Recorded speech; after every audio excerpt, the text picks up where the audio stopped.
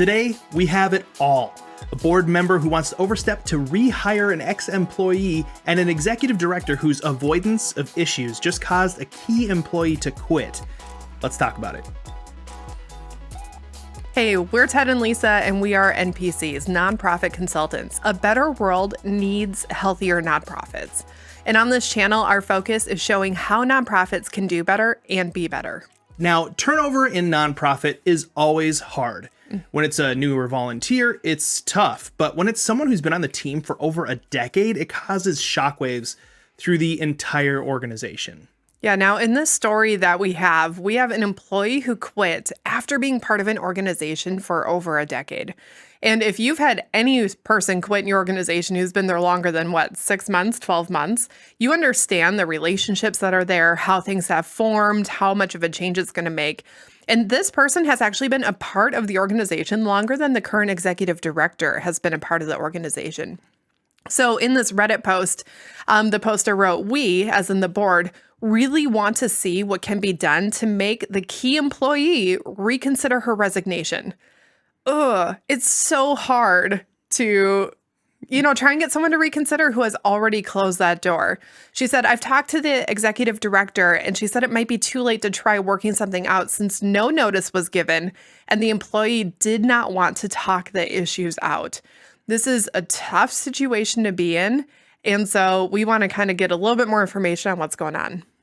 Right. When an employee resigns, it's kind of like, it's sort of done. Like you can maybe do a little bit of damage control and try to help mend the relationship, but trying to get them to come back around is just a recipe for disaster. And really, you can't do much about it on the back end. So we have to figure out what's going wrong with the organization. This becomes a big red flag to figure out, what are we actually going to do? And part of the reason it's hard to bring people back is that once someone has left, the rose-colored glasses has come off. And as much as you might want to re-engage with them, it's very hard for them to be able to put the glasses back on and be able to look past what's happening within the organization because they care so deeply about the cause.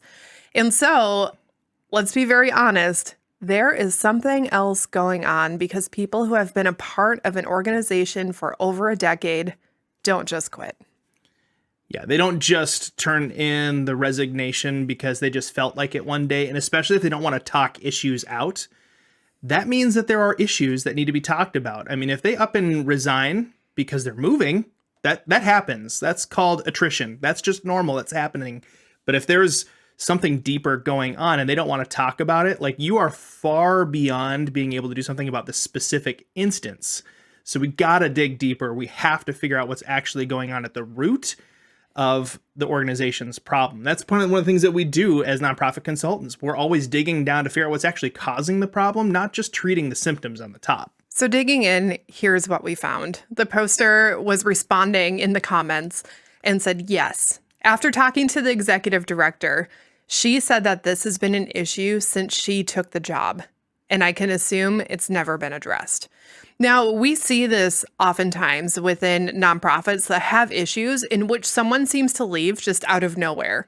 And that is that there are red flags, there are underlying issues, and until someone is willing to actually have these conversations. Originally, this poster was like, they just up and left. We have no idea why. They didn't give a reason. But upon following up with the executive director over the course of the next couple days, they came back and said, yeah, there was an issue that hadn't been addressed. And this is super unfortunate because you don't want to lose someone who's great for your organization. Right. You've heard it said overnight success is a myth. Overnight resignation about being mad is also a myth. There's something going on. And unfortunately, the executive director is the one who has the ability and the power and the foresight and the authority to actually address the issue and fix it. Because this executive director saw what was going on between these two staff members and said, this isn't a healthy thing. Like, this person's getting upset or whatever. This great employee who had been around for over a decade was waiting for the executive director to take action and was just hoping that someone would do something about it. The executive director put it off for whatever reason. Maybe they were just didn't like conflict. They're conflict averse. That happens a lot, especially in nonprofit leadership. Mm-hmm. Maybe they were just too busy and like had their head in their own work and just weren't paying attention. As the executive director, you are in charge of the interpersonal issues between staff members and volunteers. It could have also been that this executive director came in later than these employees. And so sometimes leaders assume, well, this is just how they've always been, or how it's always been, or it's par for the course, it's the status quo for the organization, not realizing that just because it's been there for however long it's been there, even if you don't know when it started, doesn't mean that it's healthy and doesn't mean that it should be acceptable. And so even when people, I feel like there are times that volunteers and staff members, excuses are made like, oh, it's just their personality. It's like, just their personality for 2 years does not make it a healthy environment for everyone else around them. And so those are issues that just because it's been accepted for so long doesn't mean that there won't be future ramifications. Just because someone has been dealing with a frustration for 10 years does not mean that they're going to continue dealing with that same frustration for another 10 years. And so it's something that has to be addressed. Now, we also have the board who is upset. Now, not just that the organization lost someone, but actually with the executive director. She wrote, other board members are not happy with the executive director for letting this employee resign without doing anything to try and get her to stay. Now, this is a hard balance between the board and the executive director of an organization. The board is there very much for oversight and for trying to make sure that things stay healthy. They have that fiduciary duty to make sure things are on the up and up. The executive director is the one actually interacting with all the people. They're over the staffing decisions, how the volunteers are going to work, how all that works. Now, I will say sometimes it's a little bit different if you have boards who are doing more with committees and having their own volunteers and that kind of stuff. But there is a clear distinction. And this board member asked, is there anything I can do to try and sway her to come back as an employee without crossing the line? And the answer is no. Like, unfortunately, if someone has left, as Ted said, like they have left. It's incredibly hard to get them to come back. And even if you do manage to talk them into it, that causes a whole host of different issues that you really don't want within your organization. Yeah, at this point, they've already lost the trust bridges that have been burned between this staff member and the executive director, because this staff member sat and waited and waited and waited for someone to do something about this conflict that was happening in the office or whatever, right, between this other staff member. So, and it never got addressed. So the issue isn't just like, oh, we can just fire that other person and then you'll come back, because now the problem is between the staff member and the executive director. So you would have to get rid of the executive director, you have to get rid of the other staff member, and then they probably still would be upset because ultimately it's the whole organization that has problems, that has allowed this thing to happen and brew for so long. And now, so what's interesting, I wanted to add this in too, is some organizational leaders might look and say, well, then why didn't that staff member bring it up? Yes, there is. If you're a staff member in an organization and there's something going wrong, try to have the gumption to say, you know, I'm gonna talk about this and make sure people know. Sometimes people just hold it all in and they don't say anything about it until it's way too late. Another thing that nonprofits do that we see often is, you've heard the term like the squeaky wheel gets the grease. Well, depending on how staff members bring up issues or volunteers bring up issues, sometimes executive directors and leaders with an organization don't hear the issue until that person becomes highly emotional, whether it be angry or sad or crying or screaming or threatening to quit or like all these other major things. And some people just don't do that. Right. Some people just, they're like, you know what? No, I'm going to show up. I'm serious. I'm going to go to work. And then other people that are staff members maybe are a little more emotive. And so they get a lot more attention for their issues. We've seen it in places where there will be a staff member who's been around for over 10 years, who's just very calm, matter of fact, and they're like, hey, I'm having an issue. I'm thinking about being done. But because there aren't more Fireworks behind it, the executive director assumes, oh, it's not really that bad. It's not really an issue. I can let this go on a little bit longer. They're not the one that I have to worry about. They've been here 10 years. I can count on them. So here's the question that this poster needs answered. What can you do now? Yeah. Not what you should have done, not what you can do in the future. What can we do right now? And the only thing going through their head is like, we just created this giant gap in the organization. We need to fix the problem. What can you do now? Now, first of all, the board cannot and should not reach out to this person and try and make things better by going around the executive director. These lines need to stay clear. Sometimes board members are like, why didn't the staff come to us if they weren't getting their problem resolved? It's because that's not the structure. The staff member needs to go to the executive director. Or the executive director needs to be the one dealing with the board. And if a staff member ever went to the board and said, here are my issues going on within an org, that's a totally different issue. Likewise, the board can't step in and call up the staff member who we know from the post has some relationships with some of the board members. Obviously, if you're there for 10 years, you know the board. Right. But the board can't reach out to them and try and get them to come back because it's going to cause other issues for the organization that ultimately the board isn't going to be there to smooth those issues over going forward. So big thing right now that the board can do, since the former staff person won't talk to the executive director, is see if that ex-employee would be open to an exit interview. Because there's trust there, because there's relationship there, and because the executive director isn't able to have it with this person, there might be room to be able to reach out and say, we understand that you left. Could we possibly do an exit interview with you? Yeah, and the way that you actually reach out to the person is really important. Hey, we're so thankful for all the time that you have given to this organization. We understand that it's time to move on, and there are a lot of different things going on.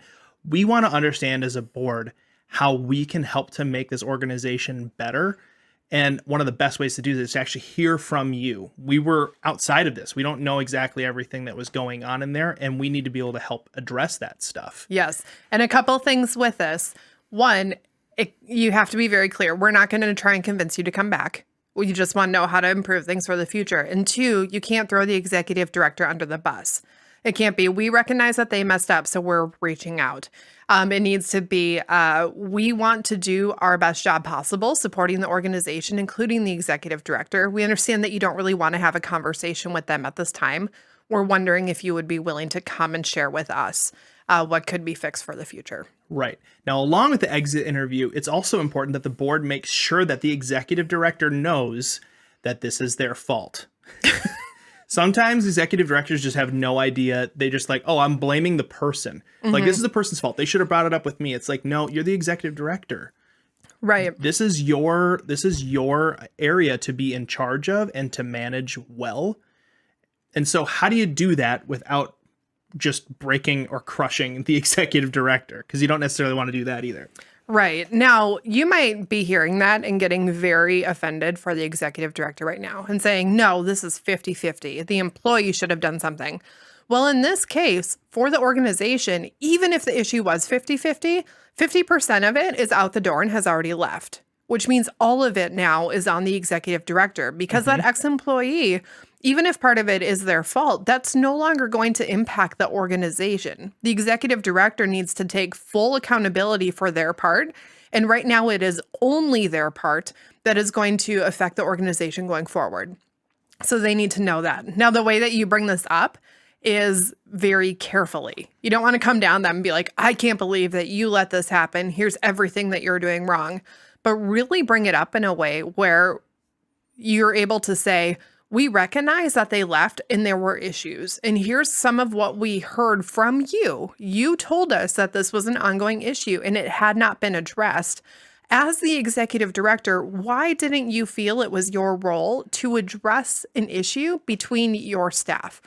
And start to have those conversations. If this executive director can take accountability, that will be massive for the organization going forward.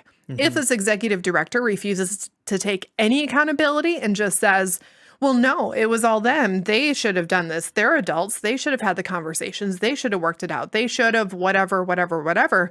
That is a different issue that then you as a board are going to have a conversation about. Right.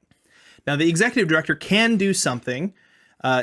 They can always send gratitude. They can always, send a letter to the person and be like, hey, I understand that this season is done. I just wanted to say thank you so much for what you contributed to this organization. It's forever impacted by what you did, and what we're able to do in the future is still built upon what you did, and we wish you the best and all of that kind of stuff. Like, it's very important to try to do that. So like, you can mend try to mend some of the relational stuff a little bit. But as far as mending the work relationship, that ship has sailed. So the best thing that you can do right now is just to learn from this and learn from it well. So that exit interview, making sure that the executive director is learning well from it. And then saying, how can we change things for the future? So what can we do for the future? Well, first of all, 360-degree reviews. So that means that every year, the boss, the peers, and the people who are serving underneath staff members and people around are all kind of reviewing each other's work. And that's usually done in kind of like an anonymous fashion, so people don't know necessarily who is sending what review stuff, but people can see how they're performing and how they're doing. This is going to help the executive director to know what they should be doing and changing. This is going to help staff members to know how they can be changing and improving on things. This is going to give people who maybe are a little bit more closed off to sharing and complaining a lot about an organization, a chance to actually air their grievances a little bit, so that way you can address them as an organization. People who are generally a little more quiet will actually respond in these 360-degree reviews. And things have to be written in a way where the person compiling the information can be third-party-ish enough and write things in a way where we're not just bashing people, but also gathers enough information so that you can see trends of what are happening. There are 2 staff members here that weren't getting along, and the one who quit actually felt like this other one wasn't pulling their weight or doing their work properly. Knowing this, if there were 360-degree reviews happening, you might have noticed that there was a trend of either multiple staff feeling this way, or maybe everyone else is like, this person's fantastic, at which point it might just be a personality thing or a way that the work is getting done, and then a different type of shift could be made. So 360 reviews are super important. It's something that we like to do with the organizations that we work with, and it helps give a bigger picture for the leadership to be able to see what's going on, and also allows every person to feel heard and for every person to know how they can be doing better to better serve the entire organization, not just one direction. Now, you might be thinking something like 360-degree reviews is going to take a lot of time. It's going to be kind of expensive to make it happen. It's a lot cheaper than replacing someone who has been an integral part of the organization for over a decade. And that's the lesson that we need to learn from this whole thing. Address the small issues now. We have to do the research to figure out what the small issues are, and we have to address them while they're still small so they don't turn into a giant explosion like what happened in this situation. Right. Now, part of addressing the small issues is taking off your blinders and saying, I'm going to open my eyes so I can see the small issues.